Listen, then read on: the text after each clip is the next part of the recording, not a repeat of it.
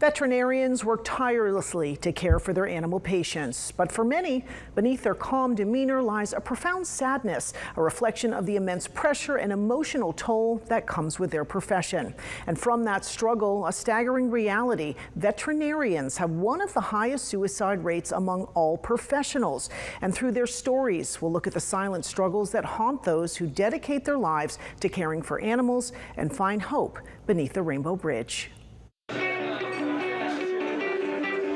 Another song. Jeff absolutely loved music.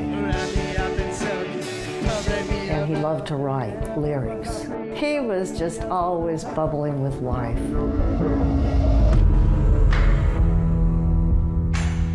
I think this boy's been smiling since the minute he was born.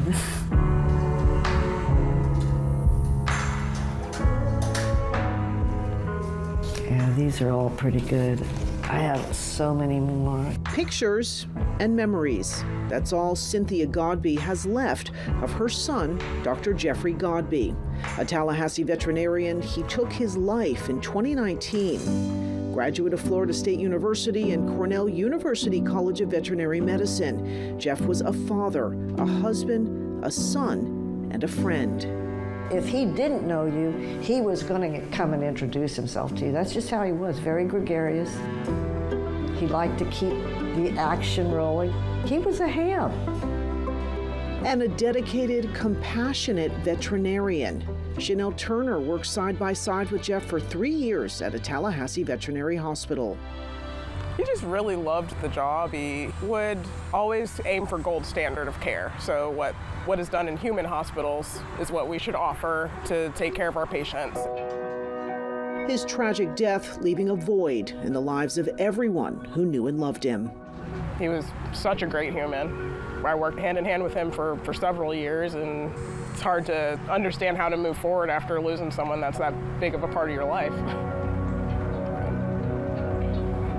Dr. Jeffrey Godby's death, like too many others in the veterinary profession, resonate deeply within the community, highlighting a pervasive issue that often goes unspoken.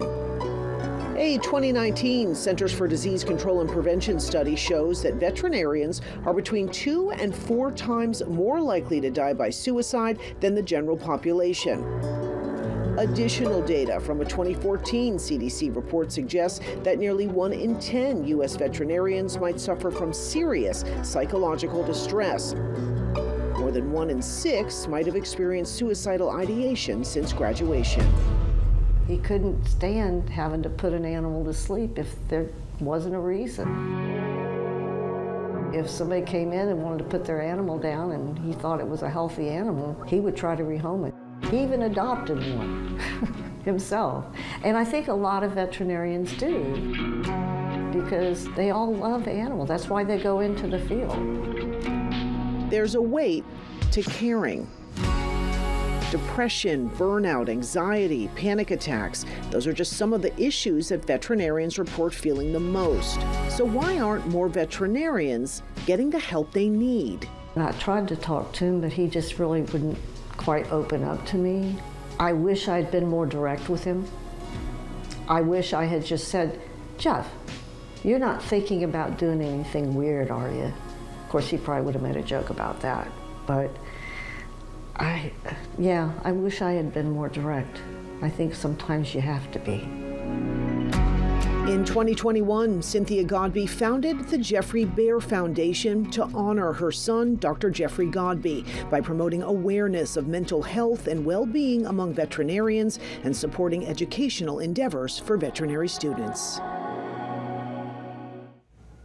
And tomorrow in part 2 of Beneath the Rainbow Bridge, we look at the psychology behind this mental health epidemic within the veterinarian community and talk to a veterinarian who came back from the edge to offer resources and support to other veterinary professionals.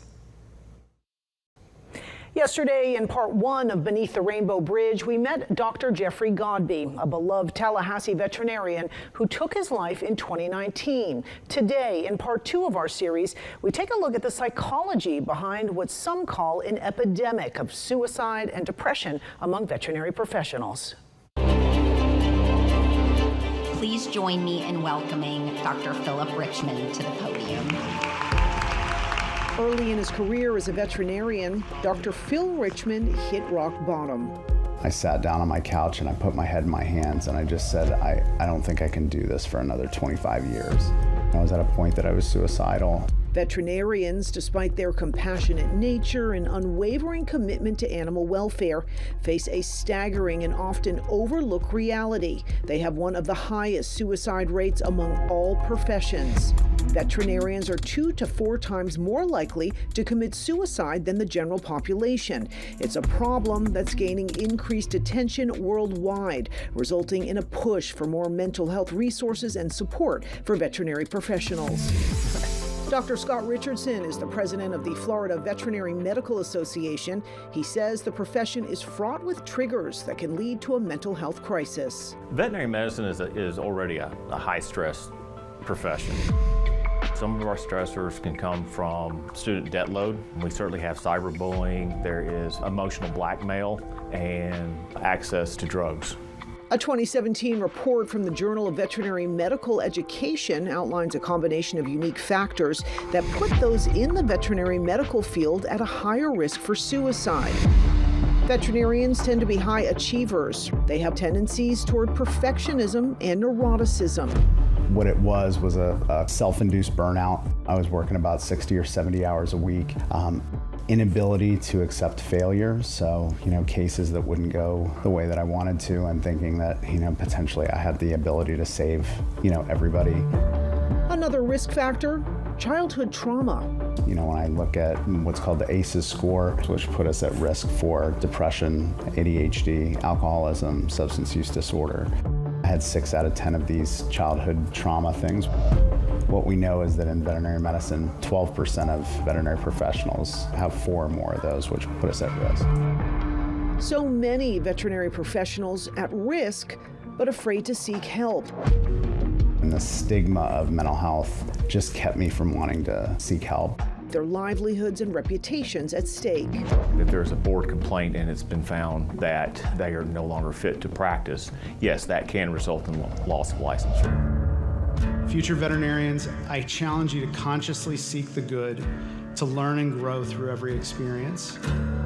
For Dr. Richmond, he says he still has his career and life today thanks to an intervention by concerned colleagues. Hunt the good stuff. Hunting the good stuff means intentionally identifying positive outcomes and learning from our experience. I promise you, good things happen in veterinary hospitals. Thank goodness the people that I worked with recognized what was going on with me, and they ended up getting me the help that I needed. Unfortunately, not all veterinary professionals get the support they need in time.